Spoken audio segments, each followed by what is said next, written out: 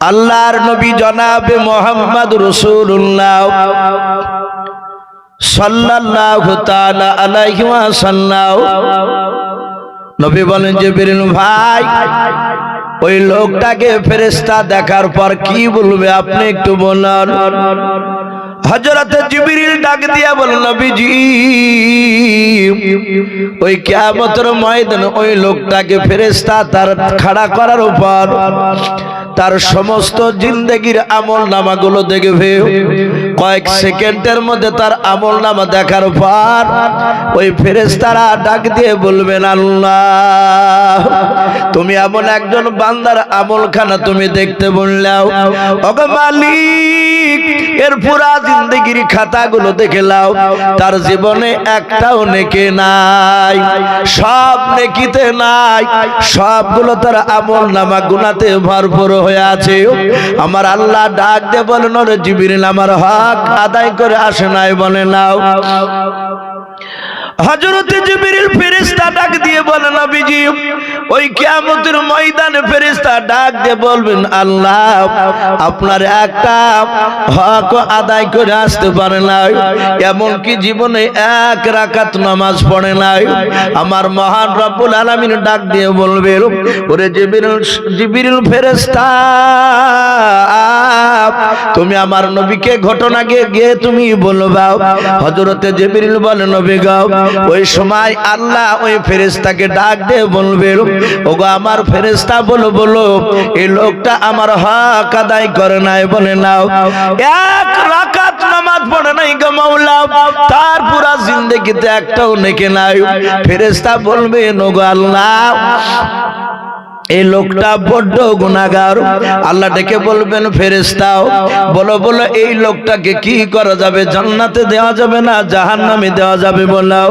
ফেরেশতা বলবেন, আল্লাহ, আপনার কথা অনুযায়ী লোকটা জাহান্নামে যাবে, এই লোকটা জান্নাত যেতে পারবে না। আমার আল্লাহ ওই সময় রহমতের নজরে ওই গুনাহগার জাহান্নামী বান্দার দিকে তাকাবে।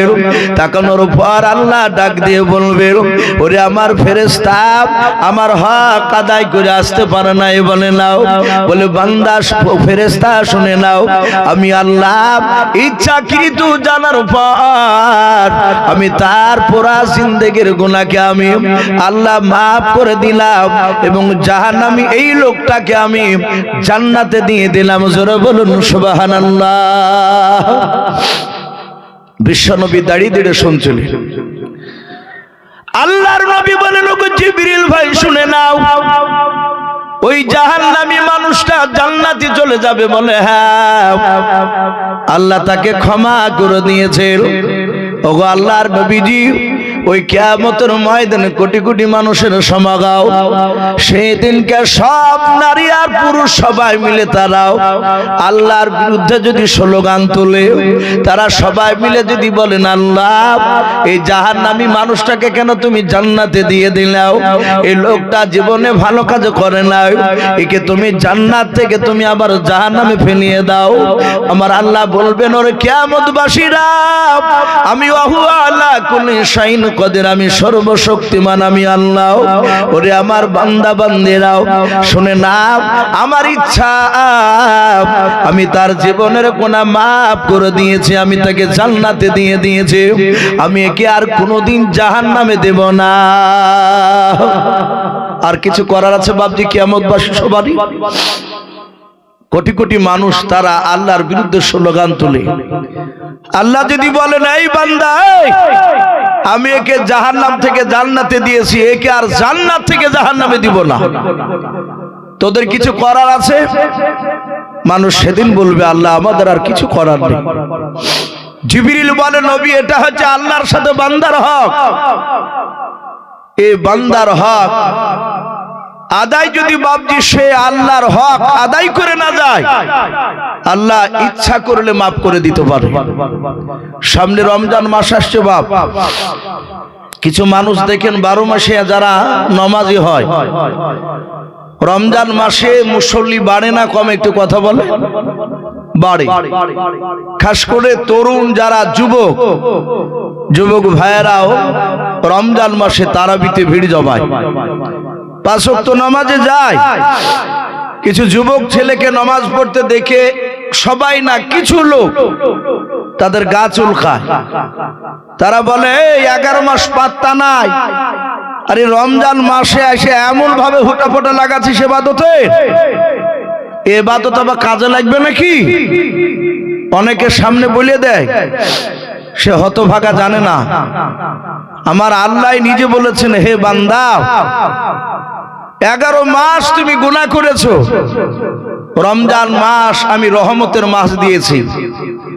বিশ্বনবী বলেন, সে যদি তওবা করে যদি রমজান মাসে আল্লাহর কাছে সিজদায় পড়ে কাঁদে, আমার বিশ্বনবী বলেন তার পৃথিবীতে যত পাহাড় রয়েছে সমস্ত পাহাড় বরাবর যদি গুনাহ করে নিয়ে আল্লাহর কাছে কাঁদে, আমার আল্লাহ তাকে ক্ষমা করে দেয়। জোরে বলুন সুবহানাল্লাহ। তাহলে বাপজি কেন আমরা ওই কথা ওই মানুষগুলোকে বলবো? বলবেন না। আপনি আমি ইবাদত করি, কেউ যদি ইবাদত না করে তাকে আপনি জাহান্নামী বলতে পারবেন না। তাকে আপনি হিকমতের সহিত তাকে বোঝান, মহব্বত ভালোবাসা দিয়ে তাকে ডাকুন আল্লাহর রাস্তায়। তাই বলে আপনি বলতে পারবেন না তুই বেদিন, তুই বেঈমান, তুই জাহান্নামী। এ কথা বাপজি আপনাকে আমাকে বলার অধিকার দেয়নি। আমার বিশ্ব নবীকে বললেন, ওগো নবী আর একটা কথা শুনুন, যারা বান্দার সাথে বান্দার কিছু হক রয়েছে দুনিয়ায়, প্রথমে বলেন আল্লাহর সাথে বান্দার হক, জিবরিল আবার বলেন বান্দার সাথে কিছু বান্দার হক রয়েছে। সে যদি মৃত্যুর আগ পর্যন্ত যদি সে তার হক আদায় করে না যায়, হক মানে কাউকে আঘাত দিয়েছেন আপনি বিনা দোষে, কাউকে মেরেছে, আপনি জানেন যে আমি ছেলেটাকে দুর্বল পেয়ে আমি তাকে অন্যায়কেরও কথা বলেছি, কিন্তু এই লোকটা আপনাকে ও কোনো দিক দিয়ে পারেনি আপনাকে আঘাত করতে, সে আল্লাহর কাছে বিচার দিয়ে দিয়েছে। আপনি জানার পরও আপনি তার কাছে ক্ষমা চাইলেন না মৃত্যুর আগে।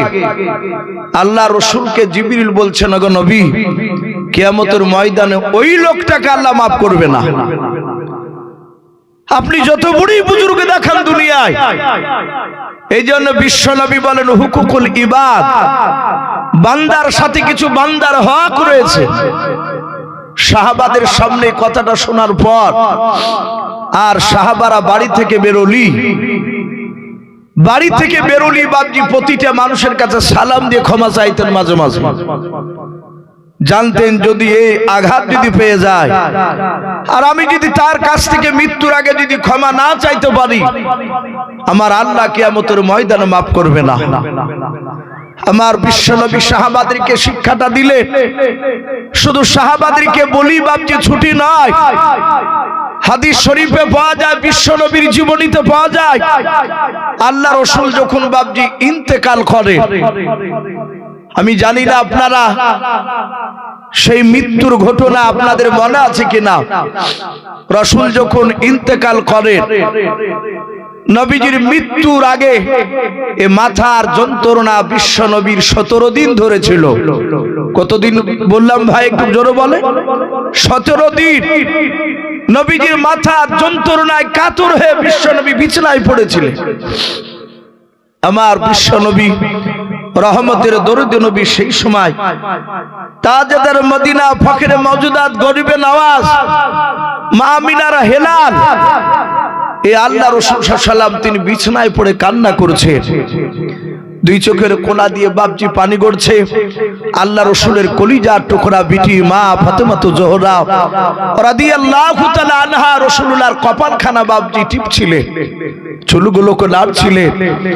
আল্লাহ রসুল কাঁদছেন আর বলছেন, ওরে মা ফাতেমা, এই মা তুমি কাঁদছো কেন?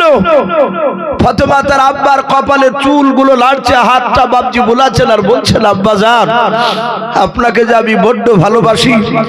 ওগো আব্বা, আপনি ইন্তেকাল করে গেলে আমি আর আব্বাকে দেখতে পাবো না। ওগো আব্বা, কিয়ামতের ময়দানে আমি আপনাকে কোথায় খুঁজে বেড়াবো? আপনি বলেছেন কোটি কোটি মানুষ হবে সেদিন। ওগো নবীজি, আমি কান্না করছি শুধু আপনার দিকে তাকিয়ে। আল্লাহ রাসূল বললেন, মা তুমি কান্না করো না, আমার ইন্তেকাল করার পরে তোমারও বেশ কয়েক মাস পর ইন্তেকাল হবে। শুধু তাই নয়, হে ফাতেমা, তোমার আব্বা তোমাকে ভুলবে না।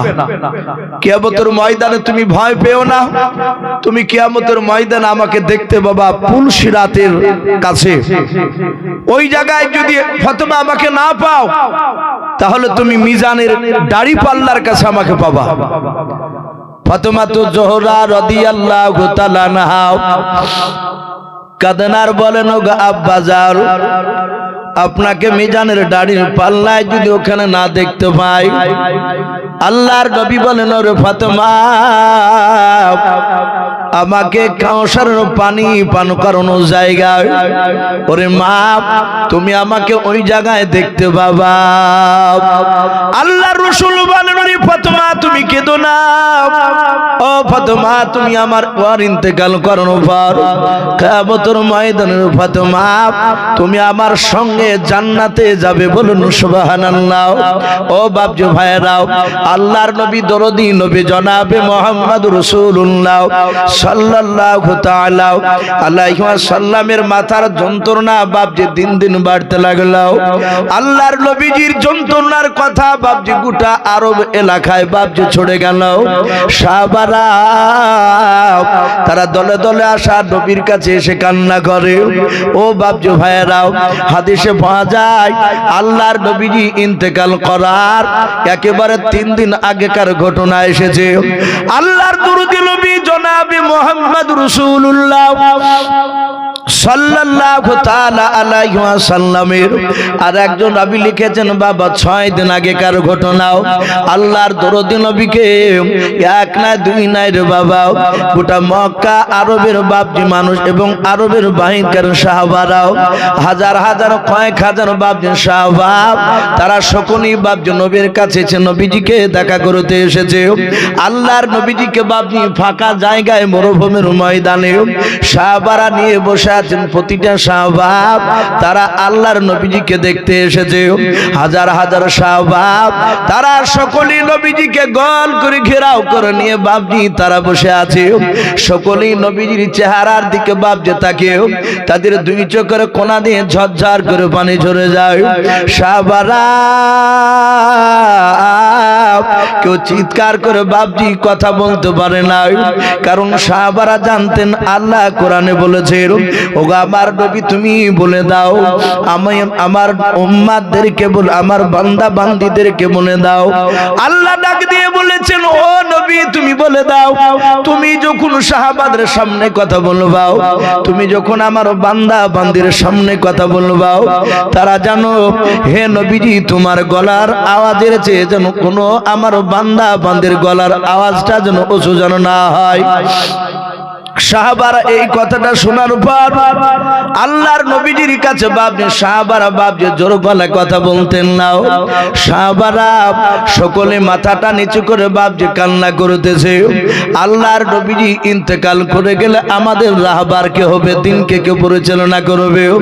ওই সময় সাহাবারা বলেন, আমরা দেখিলাম আল্লাহর নবীজি বিছানায় বাবা শুয়ে আছে। হঠাৎ করে নবীজি ডাক দিয়ে বলেন, ওরে সাহাবা, আমি দাঁড়াতে পারি না রে সাহাবা, আমার হাত ওখানা ধরে একটু উঁচু করে তোমরা বসাও। আল্লাহর নবীজির পাশে বাবা নবীজির দুটো বাপজি জামাই ছিল। বড় জামাইটার নাম ছিল ওসমান গনি রাদিয়াল্লাহু তাআলা আনহু, দ্বিতীয় জামাইটার নাম ছিল বাপজি হযরত আলী রাদিয়াল্লাহু তাআলা আনহু। হযরত ওসমান গনি আলী রাদিয়াল্লাহু তাআলা আনহু আল্লাহর নবীজির বাবা দুই ডানা দুখানা ধরার পর নবীজিকে একটু করে বাপজি উঁচু করে বসালেন। আল্লাহর নবী যে বসার পর হযরত বাপজি বিশ্ব নবী আমার ডাক দিয়ে বলেন, সাহাবা ওরে আমার জামাই সাহাবা ওসমান গনি আলী শুনে নাও, আর আমাকে উঁচু করে বসায়ও নাও। যত উঁচু করেছো তত আমার মাথার যন্ত্রণা বেশি হয়ে যাচ্ছে। আল্লাহর নবীর জামাই ওসমান গনি রাদিয়াল্লাহু তাআলা আনহু নবীজের ডানাটা ধরে বসানোর পর পেছন দিকে দিয়ে হাতটা বাদ এভাবে দিয়ে বললেন, নবী গো আপনি একটু আমার হাতেই হিলান দিয়ে আপনি একটু বসে যান। আল্লাহর নবী বসে আছেন, হাজার হাজার সাহাবাই কেরাম বাবা নবীর চেহারার দিকে তারা চেয়ে চেয়ে কান্না করেছিল। দরদি নবী আমার সাহাবাদের দিকে চারিদিকে লক্ষ্য করে তাকার পর নবী এইভাবে হাত ওখানা বাবজি জড়ো করে ধরলেন। উঁচু করে ধরার পর আল্লাহর নবীজি হাত ওখানা জড়ো করে ডাক দিয়ে বলেন, ওরে আমার আবু বকর সাহাবা তুমি কোথায়? তোমার হাত ওখানা আমাকে ধরতে দাও। হযরত আবু বকর সিদ্দিক রাদিয়াল্লাহু তাআলা আনহু নবীজির বাপজি সবচেয়ে দামি সাহাবা। আল্লাহর নবীজির ডান পাশে বাপজি বসেছিলেন। দরদি নবীজির কাছে দাঁড়িয়ে যাওয়ার পর হাত ওখানা নবীজির ধরলেন। হাত ওখানা জোড়ে ধরার পর কাঁদনার বলেন, নবী গো আপনি কেন আমার হাত ওখানা ধরতে চাইলেন বলেন। আল্লাহর নবীজি আবু বকরের হাত ওখানা জোড়ে ধরে কাঁদনার বলে, ওরে আবু বকর আমি আর দুনিয়ার বুকে বেশি দিন বেঁচে থাকবো না। ওরে আবু বকর শুনে নাও, আমার 63 বছর হতে চললো রে আবু বকর। এই আমার বন্ধু আবু বকর শুনে নাও, আমি তোমাকে নিয়ে সঙ্গে করে নিয়ে অনেক জায়গায় দিনের দাওয়াত দিতে গিয়েছি। ওরে আবু বকর অনেক সময় হয়তো তোমাকে জোর গলায় কথা বলেছি। ওরে আবু বকর আমি আর দুনিয়ার বুকে বেঁচে থাকবো না। শুনে নাও আমার ওই কথা মনে পড়ে যায়। আল্লাহর নবীজি ডাক দিয়ে বলেন, ও আবু বকর শুনে নাও, আমি তোমার পয়গম্বর। আমার হাতের দ্বারাই আমার পায়ের দ্বারাই আমার জবানের দ্বারাই রে আবু বকর কোনদিন আমার সঙ্গে চলতে গিয়ে যদি তুমি আঘাত পেয়ে থাকো, ওরে আবু বকর তোমার আমি হাত দুখানা ধরে ক্ষমা চাই। হয় তুমি অন্তর থেকে ক্ষমা করে দাও, নতুবা তার প্রতিশোধ বদলা নিয়ে নাও। বলুন সুবহানাল্লাহ। সারা পৃথিবীর শ্রেষ্ঠ নবী কার হাত দুখানা ধরে ক্ষমা চাইছেন? বাপ একটু জোরে বলুন। আল্লাহ রসুলের বন্ধু আবু বকর। আমার বিশ্ব নবীর গুনাহ আছে বাপ? নবীজির গুনাহ নেই। নবীজির ডান দিকে আর বাম দিকে আর সামনের পেছন দিকে আর চারিদিকের গুনাহ মাফ। বিশ্ব নবীর গুনাহ নেই। নবী এত বড় মর্যাদাশীল, এত দাবি নবী আমার। দুনিয়াতে রসুল যতবার মুচকে হাসতেন ততবারই নবীর হাসির সম্মানার্থে জান্নাতের সম্মান আল্লাহ ততবারই বৃদ্ধি করতেন। বলুন সুবহানাল্লাহ। শুধু তাই নয়, নবী আমার এত দামি নবী, নবীজির শরীর থেকে ঘেমে গেলে ঘাম ঝরতো কপাল থেকে, নাক দিয়ে, গা দিয়ে বাপজি গড়ে যেত ঘাম। আমাদের ঘাম বেরোলে বাপজি গন্ধ বের হয়, দুর্গন্ধ ছড়ায়। আর বিশ্ব নবীজির ঘাম বেরোলে মুশকে আম্বার নাই, খুশবু পাওয়া যেত। বলুন সুবহানাল্লাহ। একটি কিতাবে এসেছে সাহাবারা নবীর ঘামকে শিশিতে ভরে রাখতেন, চামড়ার মুশুকে ভরতেন, ওটা আতরের মতন ব্যবহার করতেন। এত দামি নবী, আর সেই নবী বাপজি আবু বকরের কাছে ক্ষমা চাইছে। হযরতে আবু বকর সিদ্দিক রাদিয়াল্লাহু তাআলা আনহু রাসূলের হাত ওখানা ধরে বলছেন, ফিদাকা আবি ওয়া আম্মি ইয়া রাসূলুল্লাহ। ওগো নবী আপনার পদতলে আমার বাপ মা কুরবান হয়ে যাক। নবীজি আপনি আমার কাছে ক্ষমা চাইবেন না, কারণ আপনি আমার কাছে কোনো দোষ অন্যায় করেননি। ওগো নবী আমি আপনার কাছে অন্যায় করেছি, আমি আপনাকে অনেক সময় চিনতে পারিনি। কিতাবে পাওয়া যায় আবু বকরের জীবনীতে আবু বকর সিদ্দিক রাদিয়াল্লাহু তাআলা আনহু নবীজির বাপজি হাতে হাত দিয়ে ঈমান আনার আগে, কলেমা পড়ার আগে আবু বকর সিরিয়ায় নাই শাম দেশে কাপড়ের ব্যবসা করতে গিয়েছিলেন। কাপড় বিক্রি করে বাজারটা ঘুরছিলেন, যে বাজারটা একটু ঘুরে ঘুরে দেখি। আবু বকর একাই ঘুরছিলেন ওই শাম দেশের বাজারে, হাটে। একজন ইহুদির আলেম, যারা খ্রিস্টান গির্জাতে বাপজি নামাজ পড়ায়, তাদেরকে পাদ্রী বলা হয়। ওরাই হচ্ছে ইহুদির আলেম। ওই খ্রিস্টান ইহুদির বড় আলেম পাদ্রী মশাই তাওরাতকে বাপজি এইভাবে, সে তাওরাত জুব্বুরের হাফেজ পণ্ডিত, তাওরাত কিতাবকে বুকে করে নিয়ে বাপজি ওই বাজার দিয়ে হেঁটে বেড়াচ্ছিল। এখানে অনেক কোরআন শরীফ বাপজি পড়া মানুষ আছে, যারা পড়াও জানে না, তাকে যদি বলা হয় যে বাপ এই কোরআনটা নিয়ে যে একটু মসজিদে রেখে দিয়ে শোধেনি, দেখবেন সে কোরআন পড়া না জানলো কোরআনটা হাতে ধরে এইভাবে ঝুলাতে ঝুলাতে নিয়ে যাবে। কথা বলে নিয়ে যাবে না, কোরআনটাকে নিয়ে এইভাবে বাপজি বুকে করে ধরে নিয়ে যায়। আমরা ধরি কোরআন, যারা পড়ে দেখবেন পড়ে অমনি ধরে এমনি বুকে, অনেকে চুমা দেয় মহব্বতে। কোরআনকে বুকে করে নিয়ে বাপজি একটু হাঁটলে, বুকে ধরলে একটু ভিতরে শান্তি পাওয়া যায়। বলুন আলহামদুলিল্লাহ। ওই ইহুদির আলেম তাওরাত কিতাবকে বুকে করে নিয়ে ওই বাজার বাজার বাপজি সেও ঘুরিয়ে বেড়াইছে। হঠাৎ করে আবু বকর তার পাহা দিয়ে হাঁটছিলেন। আবু বকরকে দেখে বলছেন, এই ভাই, এই একটু দাঁড়াও তো। হযরতে আবু বকর সিদ্দিক রাদিয়াল্লাহু তাআলা আনহু বাবা ইহুদির ডাকে নবীজি দাঁড়িয়ে গেলেন। নবীর বন্ধু আবু বকর দাঁড়িয়ে গেলেন। আল্লাহর নবীজির বন্ধু আবু বকর বিশ্ব নবীকে বাপজি তখনো চিনে নাই।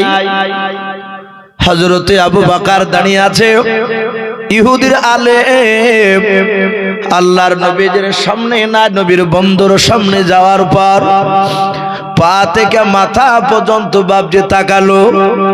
তাকানোর পর তার কিতাবটা খুলে দেখে বলছেন, ভাই তোমার নাম কি? আবু বকর। হযরতে আবু বকর বলেন, হ্যাঁ আমার নাম আবু বকর। আবার ইহুদির আলেম বলেন, ভাই তোমার আব্বার নাম কি? আবু কুহাফা। আবু বকর বলে, হ্যাঁ আমার আব্বার নাম আবু কুহাফা। ইহুদির আলেমের দুই চোখের কোনা দিয়ে বাপজি ঝরঝর করে পানি ঝরে যায়। আবু বকরকে ডাক দিয়ে বলেন, ভাই তোমার হাত খানা একটু ধরতে দাও। আবু বকর হাত বাড়িয়ে দিলেন, হাতটা নাড়ে আর বলে, ভাই কিছু যদি মনে না করো, একটু তোমার পেছন দিককার জামাটা একটু তুমি উঠাও, তোমার পিঠের দিকে একটু তাকে আমি কিতাবের সঙ্গে একটা জিনিস মিলিয়ে নিই। আবু বকর বলে, না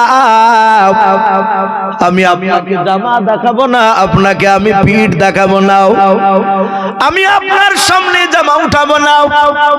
ইহুদির আলেম ডাক দিয়ে বলেন, ভাই তোমার পৃষ্ঠ মোবারকে যদি একটি কালো রঙের যদি দাগ থাকে, ওরে আবু বকর এই তাওরাত কিতাবে পাওয়া যায় আখিরি জামানার একজন দরদি নবী আসবেন, মায়ের নবী আসবেন। ওরে আবু বকর তুমি বড় ভাগ্যবান। শুনে নাও, যে নবীর উম্মত হওয়ার জন্য বড় বড় নবীরা রসুনা তারা দুনিয়ায় কলমার দাওয়াত দিতে এসে বাপজি আফসোস করে বলেছিল, ওগো আল্লাহ আমাকে তুমি নবী রাসূল করে যদি না পাঠিয়েও আখিরে জামানার পয়গম্বর জনাবে মুহাম্মদুর রাসূলুল্লাহ সাল্লাল্লাহু তাআলা আলাইহি ওয়াসাল্লামের যদি আমাকে একটু উম্মত করে যদি পাঠা দাও, ওগো মালিক আমি নবী রাসূল হওয়ার চেয়ে আমি বড্ড খুশি হতাম। বলুন সুবহানাল্লাহ। আমি অনেক জীবনকে ধন্য মনে করতাম। ও বাপজি ভাইরা, সেই ইহুদির আলেম ডাক দিয়ে বলুন, আবু বকর রে, তোমার পেটে কালো রঙের দাগ থাকলে ওই নবীর তুমি জানের বন্ধু হয়ে যাবা, ওই নবীর সাথে আর তোমাকে পৃথিবীর মানুষকেও আলাদা করতে পারবে না। ও বাপজি ভাইরাও, আবু বকরের জীবনীতে পাওয়া যায় আবু বকর ঈমান আনার উপর আল্লাহর নবীকে এমন করে বাপজি চিনতে পেরেছিলেন, আল্লাহর নবীজিকে এত ভালোবেসেছিলেন। আল্লাহর নবীজি বাপজি আবু বকরকে বলেছিলেন, ওরে আবু বকর, তোমার নাম আবু বকর? বলে হ্যাঁ। বলে আমি পয়গম্বর রাসূল, আজ থেকে আমি তোমাকে বললাম তুমি শুধু আবু বকর নয়, তুমি আবু বকরের সাথে সিদ্দিক সত্যবাদী। ও বাপজি ভাইরাও, আল্লাহর নবী যা বলতেন আবু বকর বাপজি তাই ঘাট পেতে মেনে নিতেন। আল্লাহর নবীজির কাছ ছাড়া আবু বকর বাপজি যেতে চাইতো না। আল্লাহর নবীর কাছ থেকে আবু বকর বাপজি যেতেন না। আল্লাহর নবী বলতেন, ওরে আবু বকর, তোমার বাড়িতে তোমার বিটি আয়েশা আছে, তোমার বিটি আসমা আছে, তোমার বিবির নাম রুম্মান আছে, যাও তুমি চলে যাও। তুমি সব সময় কেন এখানে তো সবারই পেছনে কেন তুমি যাও, আগে কেন যাও না? আবু বকর কাঁদতেন আর বলতেন, নবী গো, আপনার কাছে আসলে আমি পৃথিবীর সব মায়া আমি ভুলে যাই। বলুন আলহামদুলিল্লাহ। আল্লাহ রাসূলকে আবু বকর বলে, নবী এত বড় ভালোবাসে আপনাকে, আপনার কাছে থাকলে আর আমাকে কোথাও যেতে মন চাই না। ও বাপজি ভাইরাও, আল্লাহর নবীর বন্ধু আবু বকর আল্লাহর নবীর হাত ওখানা জুড়ে ধরে কেঁদে কেঁদে বলেন, নবী গাও বেয়াদবি হলে মাফ করবেন নবী, আপনি আমার হাত ওখানা ধরে ক্ষমা চাইবেন না। আপনি জীবনে কোনোদিন কারো কাছে অন্যায় করেননি, আপনি আমারও কাছে অন্যায় করেননি। আল্লাহর নবী বলেন, আবু বকর আমি তোমাকে ক্ষমা করে দিয়েছি, এই আবু বকর তুমি বসে যাও।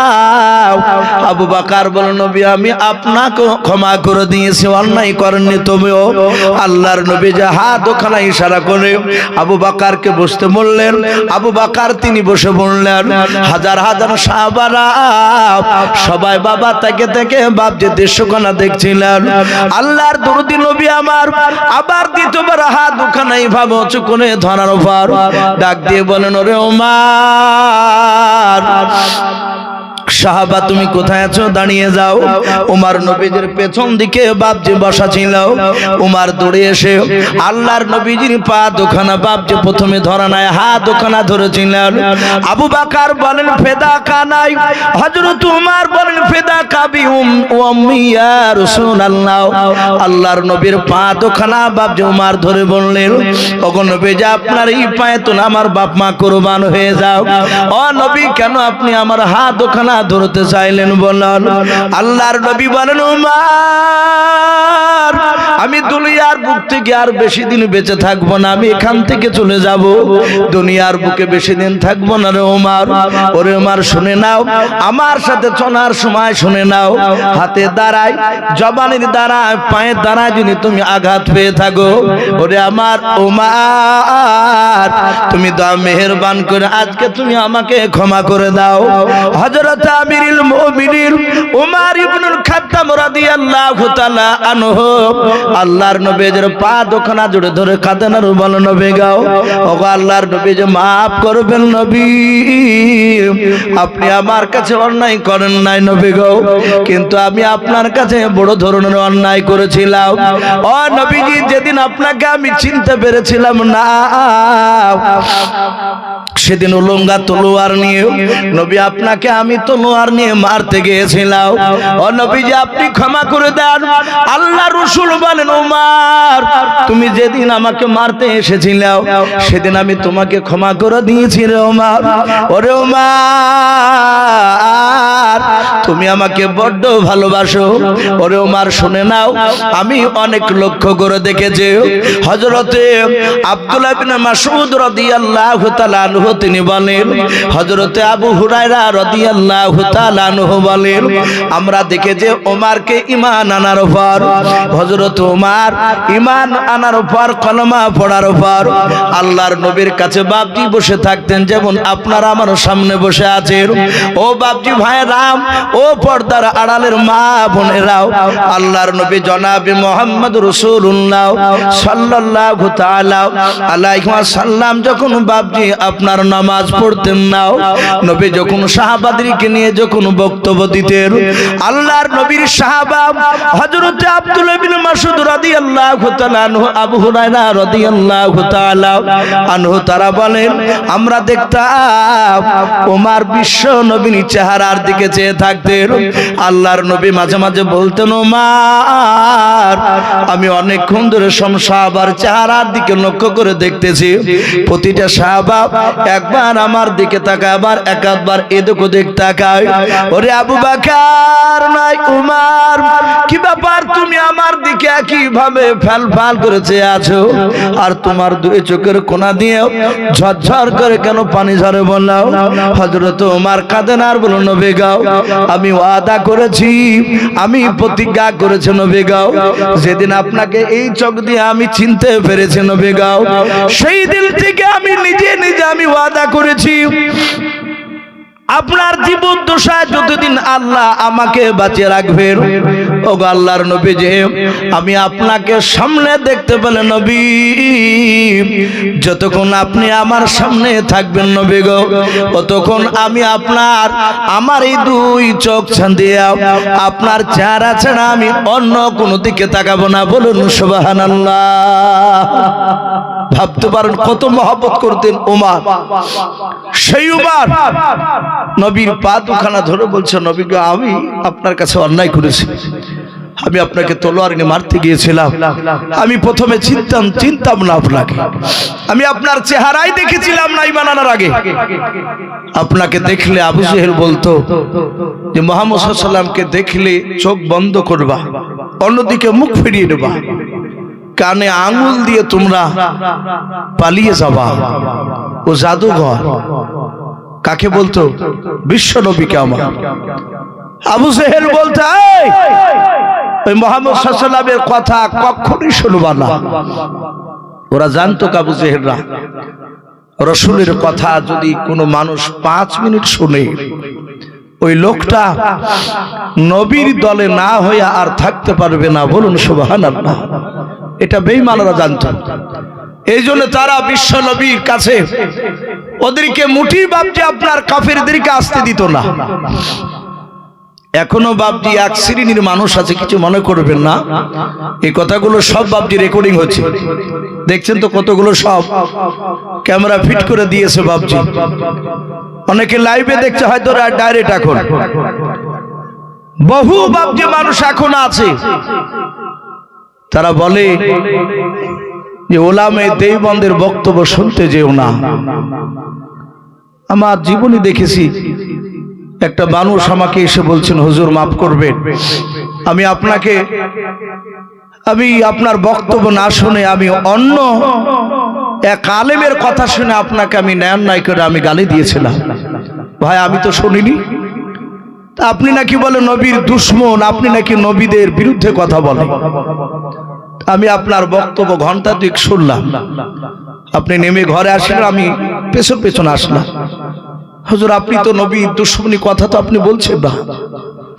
বাপজি তারাও জানে, ওই এক শ্রেণীর বাপজি ভণ্ড আলেম, তারা জানে যে এদের বক্তব্য শুনলে আমাদের ভণ্ডামিগিরি আর চলবে না। একদম সেম বেঈমান আবু জেহেলরা যেভাবে বাপজি মানুষকে ভালোর দিক থেকে খারাপের দিকে নিয়ে যেত, ভালো রসুলের কাছে আসতে দিত না। এখনো আছে এক শ্রেণীর লোক, তারা বাপজি অনেক জিনিস পছন্দ করতে চায় না, অন্য লোককে যাইতেও দেয় না। বাপজি আমার সোনা লালেরা, সেই সময় বেঈমান আবু জেহেলরা যত চেষ্টা করেছিল নবীর কথা থেকে মানুষকে দূরে সরে রাখবে, তারা পারেনি। তত বিশ্ব নবীর কথা আরো বেঈমানদের কাছে বেশি পৌঁছাচ্ছে। জোরে বলুন সুবহানাল্লাহ। যত বাধা দিয়ে চেষ্টা করেছে তত তাড়াতাড়ি বেঈমানদের কাছে দ্বীনের দাওয়াত দিয়েছে। বাপজি আমার সোনা লালেরা, আমার বিশ্ব নবী জনাবে মুহাম্মদ রাসূলুল্লাহ সাল্লাল্লাহু আলাইহি ওয়াসাল্লাম নবীজির কাছে ডাক দিয়ে ওমর বলছে, নবী আপনার কাছে ঈমান আনার আগে আমি আপনার চেহারা খানা আমি একভাবে তাকে দেখিনি, আমি আবু জেহেলদের উতবা সাইবা এদের কথা শুনে আমি পালিয়ে যেতাম। আপনাকে দেখলে বাচ্চা ছেলেরা দৌড়াতো। হাদিসে পাওয়া যায় বাচ্চা ছেলেকে তার মায়েরা কোলে করে নিয়ে দুধ পান করাতো। হাঁটতে শিখা বাচ্চাগুলো, হাঁটতে শিখা বাচ্চা মায়ের দুধ পান করে না? যাহাতে বাপজি দুধ খাওয়াতো, দুধ খেত, আর অমনি বাচ্চা ছেলেরা পাহা দিয়ে দৌড়াতো। বলে দৌড়াচ্ছিস কেন? বলে আল্লাহ রসুল এসেছে রাস্তায়, নবী হেঁটে যাচ্ছে, সঙ্গে সঙ্গে ওই দুধ খাওয়া বাচ্চার কানে আওয়াজ গিয়েছে রাসূলুল্লাহ হাঁটছে। সে বাচ্চা ছেলে, দুধ খাওয়া বাচ্চাও বিশ্ব নবীর মহব্বত আখলাক চরিত্র তারাও দেখেছিল। মার দুধ খাওয়াকে বাদ দিয়ে মার কোল থেকে ছুটে গিয়ে মক্কার বাচ্চারা পর্যন্ত বাপজি রাসূলুল্লাহর কাছে দৌড়াতো। জোরে বলুন সুবহানাল্লাহ। বাপজি রাসূলকে এত ভালোবাসতো। রহমতের নবী যেদিন মক্কা ছেড়ে মদিনায় পৌঁছালে, দরদি নবী মদিনায় পৌঁছে দেখছেন হাজার হাজার মানুষ সবাই রাস্তার দুই ধারে দাঁড়িয়ে আছে, রাসূলকে সালাম দিচ্ছেন, স্বাগতম জানাচ্ছেন। বাচ্চা ছেলেরা বাপজি খেজুর গাছের ডাল ধরে দূর থেকে তারা দেখার লেগে, খেজুর গাছে বাপজি তারা উঠে দাঁড়িয়ে আছে বাগড়ে ধরে। তারা নামলো, রাসূলের কাছে সালাম দিয়ে বিশ্বনবীর পাহা দিয়ে চলে যাচ্ছে। আল্লাহ রসুল কাঁদতে কাঁদতে একটা বাচ্চা ছেলেকে তুলে নিলে, মদিনার 4 থেকে 4.5 বছরের বাচ্চাও রসুল কোলে করে নিয়ে বুকে করে নিয়ে বাপজি বলছেন, বাবা আমাকে মক্কার মানুষেরা থাকতে দেয়নি, মক্কার মানুষেরা আমাকে মেরেছে। ওগো বাবা, আমি মক্কা ছেড়ে, আমি মাতৃভূমি ছেড়ে আমি তোমার মদিনাতে এসেছি, তোমাদের দেশে। বাবাই মদিনাতে আমাকে কিছুদিন থোয়ার পর মক্কার মানুষের মতো মারবা না, আমাকে তাড়িয়ে দিবা না তো?